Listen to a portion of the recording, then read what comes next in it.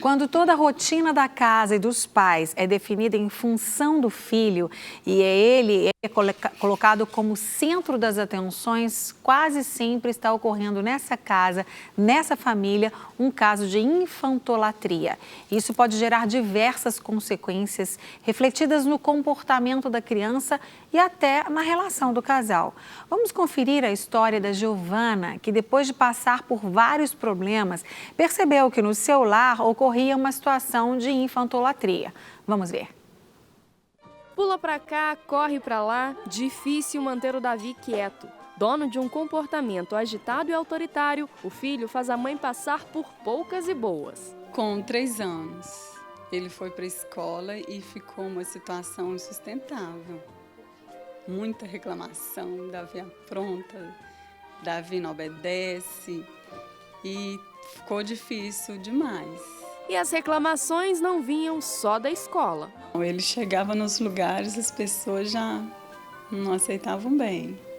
Isso doía muito em mim, eu sofria muito com isso. No caso da Giovana, a desobediência do Davi, em boa parte, é reflexo da infantolatria. O nome é um pouquinho complicado, mas na prática nada mais é do que colocar a criança como centro das atenções. Ela vira a autoridade e os pais cedem a todas as vontades do filho.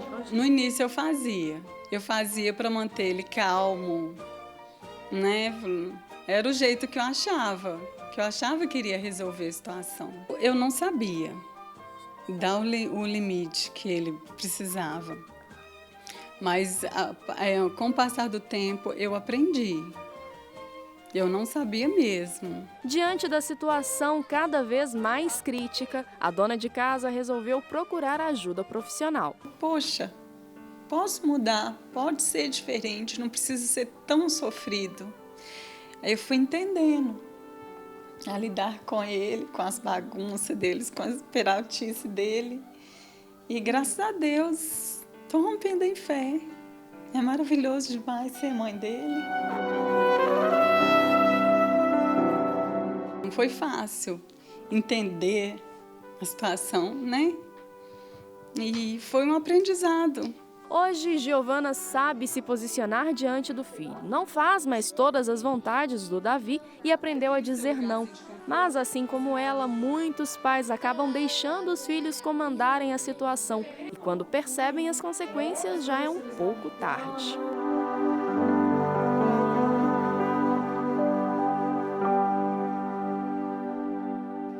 Beijo, Giovana, Davi, né? Deus abençoe vocês. É um desafio, né? Educar realmente é um desafio e a gente precisa aprender cada vez mais. Nunca é tarde para aprender, nunca é tarde para começar, nunca é tarde para mudar algum tipo de atitude que a gente tenha com os nossos filhos, né? Como pais. E para falar sobre esse assunto, eu recebo 2 especialistas, a psicanalista Maria Mazzarello e também a psicopedagoga Cristiane Oliveira. Tudo bem, queridas? Obrigada por terem vindo. Obrigada a você. Tudo bem, eu que agradeço o convite. Então, estar aqui. Prazer é nosso ter vocês. É um assunto tão importante, né? E esse nome, infantolatria, eu confesso que eu nunca tinha visto, eu não conhecia esse nome.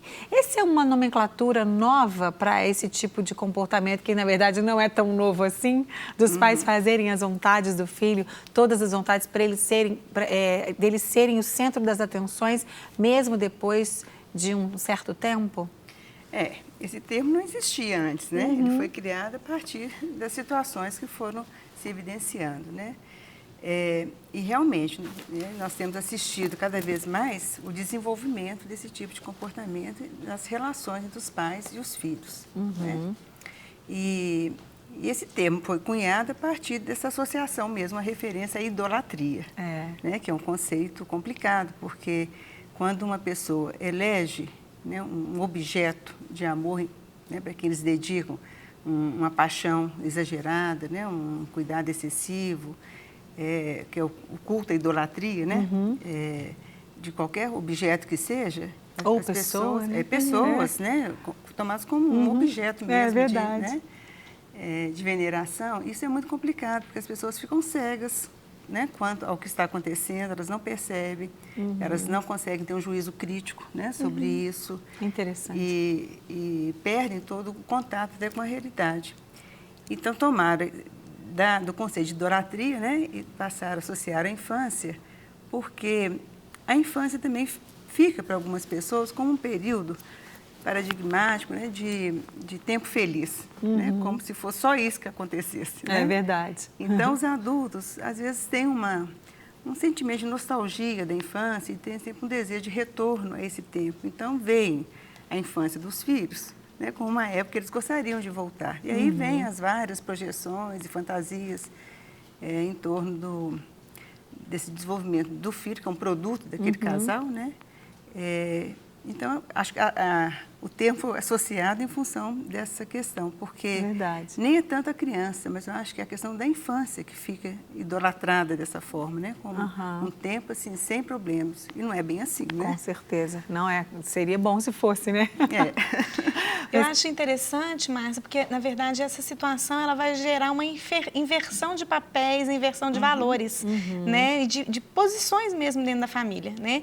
Porque, na verdade, assim, o início e o fim da família está no casal. É verdade. Né? Então, na verdade, assim, quem tem que né, dar prioridade para o outro é a relação do casal, porque a família começa com o casal e vai terminar com o casal quando o ninho fica vazio, os filhos se vão. É verdade. Né? E, de repente, você colocar o filho como centro de todas, né, as relações familiares, de todos os propósitos da família, realmente, assim, a criança não tem condição de administrar isso, né? Ela não tem esse poder, quebra a hierarquia, né? Porque há necessidade de que haja essa hierarquia, né, nas relações familiares, né, o pai, a mãe e os filhos, e há uma inversão, né, de papéis. O filho vai se tornando sua majestade, o bebê vai se tornando tirânico, fica uma criança sem limites, uma criança sem freio, insegura, porque ela, né, o limite ele é norteador, ele é como, né, as margens de um rio, né, que vão dando direção. E a criança, quando ela não tem isso, ela não dá conta por ela mesma, né, de saber o que é certo e o que é errado. Então, e os pais, eles não têm a consciência de o quanto isso é danoso para os filhos e para eles, como a gente está falando, para a relação deles mesmo, né? Às vezes a gente conversa, a gente fala nos nossos grupos, reuniões, né, células ou grupos onde a gente está dando alguma palestra, algum tipo de palavra, que o filho não pode ser mais importante do que o casal. E muita gente estranha e acha assim, nossa, mas eu acho que eu não amo mais o meu marido do que o meu filho, eu acho que eu não vou. E a pessoa acaba abrindo mão de tudo em função do filho. E muitas vezes abre mão do relacionamento, até sem perceber, né? Até sem perceber, por não entender essa prioridade e essa importância, né? O filho vem para acrescentar, e é claro, os filhos são importantíssimos, mas a gente nunca pode esquecer essa ordem das coisas, né? E é isso mesmo, né? O casal precede, né, a criança. E há uma inversão aí de lugares. Mesmo porque, quer dizer, esse termo, né, ele é direcionado para esse tipo de descrição, né? Esse controle, essa tirania que a criança tem sobre os pais, sobre as atividades da casa, eles querem controlar tudo. E os pais permitem, há uma permissividade aí, né, aí já pelas dificuldades de âmbito emocional, né, ou do casal mesmo entre si, né, que acaba se escondendo, né? Nos filhos, né? Nos filhos, ou então a dificuldade mesmo de relacionar-se com o filho, porque educar, como nós estávamos conversando aqui no início, é uma coisa trabalhosa, é complicada e não é tão fácil. Às vezes as pessoas cedem, ou porque estão muito cansadas, ou porque não sabem mais como fazer, né? Ou porque têm outras atividades. Mas esse olhar dessa forma para a infância não foi sempre assim, não. Nos primeiros tempos, a infância não tinha esse lugar tão especial como tem nos nossos tempos hoje, né? É verdade. Na antiguidade, Idade Média, mesmo nos tempos coloniais, as crianças, os pais tinham um lugar. O pai, principalmente, tinha aquele lugar determinado. Ele era o dono da casa, né? O lugar dele era sagrado ali, né? É verdade. As crianças ficavam com quem? Com as babás, com as amas, né? Com os funcionários da casa, tinham os tutores, né? Que podiam cuidar. E a mulher era administrar esse dispositivo aí. Mais tarde é que foi eleita, né, como a pessoa responsável pela educação dos filhos. Aí ela passou a ter as funções da casa e mais educação dos filhos. Né? E tempos depois, né, os pensadores mais modernos, do século XVIII para cá, começaram a introduzir essa questão da infância, né? E a criança, como você falou, assim, o centro das coisas, sua majestade, o bebê, né? E a gente vê... Rousseau mesmo foi um pensador que trouxe essa imagem da ideologia da maternidade, né? E a gente vê assim, como isso vem gerando muitos problemas. Não só a questão do bebê, você citar a questão da Idade Média, do homem ser o centro, e essa desconstrução do papel do homem e do papel da mulher, o que a mulher acha que ganhou muito, claro, a gente conquistou muitas coisas importantes, mas essa igualdade que na verdade virou uma bagunça, na verdade. Tudo está muito misturado. O homem não é mais honrado dentro de casa como era antes, né? E aí reflete em tudo. E aí cada um, se a mãe e o pai têm pensamentos diferentes e formas diferentes de agir em relação à criação do filho, já gera um conflito. Quer dizer, isso também tem que ser analisado, conversado até antes de um casal ter filho, né? Porque as pessoas estão tendo filhos despreparadas, despreparadas emocionalmente, né? Despreparadas como um casal muitas vezes, e a criança chega nesse despreparo todo. E aí, como vai dar trabalho, é muito melhor então, ou não é que é melhor, né? Mais fácil a gente ceder.